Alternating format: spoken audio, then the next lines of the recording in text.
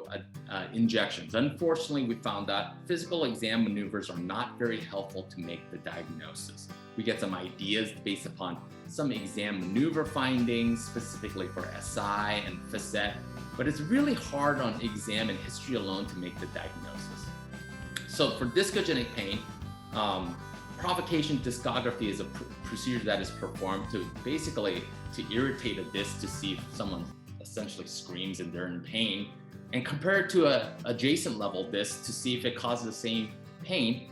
If it doesn't, we know that the painful disc is the source of this pain. But it is not commonly performed, especially in this area, because unfortunately we found that there really isn't a definitive treatment for discogenic pain. And if you treat discogenic pain in the past, you may have heard of the iDet or bioplasty, which is basically deadening the nerve zone around where a disc is innervated. But we found out there's not a valid treatment for discogenic pain.